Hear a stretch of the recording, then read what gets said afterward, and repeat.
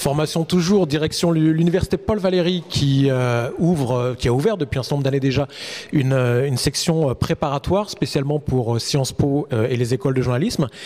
Pour nous en parler, Antoine Copolani, vous êtes professeur des universités, co-directeur de la prépa Sciences Po et école de journalisme. Bonjour à vous. Bonjour. Et également Clément Rouget. Tu es étudiant ou tu as été étudiant dans cette prépa avec, j'ai compris, des résultats plutôt probants. On en reparlera tout de suite après, mais peut-être Antoine, quelques mots sur cette prépa. Comment est-ce qu'elle fonctionne? Qu'est-ce qu'on y apprend? Les voies d'accès?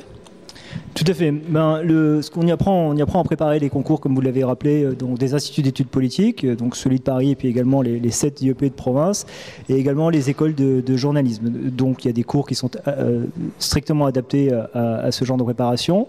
Les voies d'accès, c'est à la fois très simple et compliqué. La seule complication, c'est un logiciel qui s'appelle Ciel 2, qui est le logiciel utilisé pour les inscriptions. C'est sur le site web de Paul Valéry, parfois un peu déroutant, il faut bien le dire. Et sinon, c'est assez simple, puisqu'on a décidé depuis longtemps, comme c'est une préparation à un concours, on n'allait pas sélectionner des gens qui vont être sélectionnés, donc c'est assez ouvert dans la limite du nombre de places disponibles.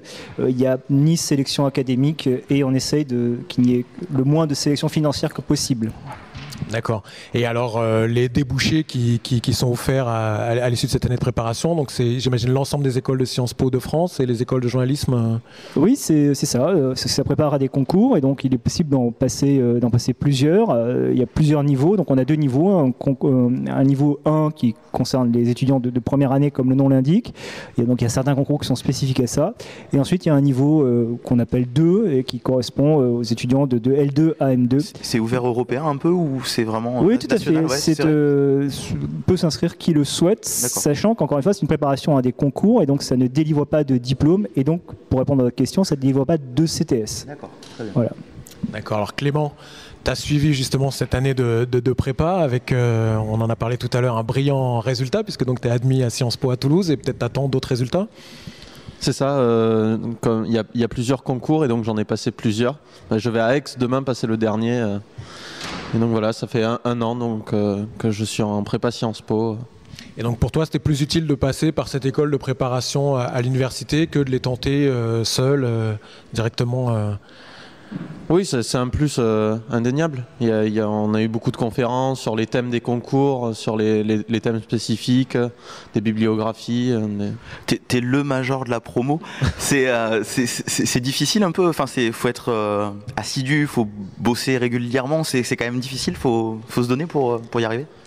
Le fait d'avoir une formation plus la prépa, déjà c'est une charge horaire qui est supérieure à ce qui est normal en fac. Et après, il y a un travail personnel forcément qui est évident derrière. Sinon... D'accord. Alors, dernière petite question.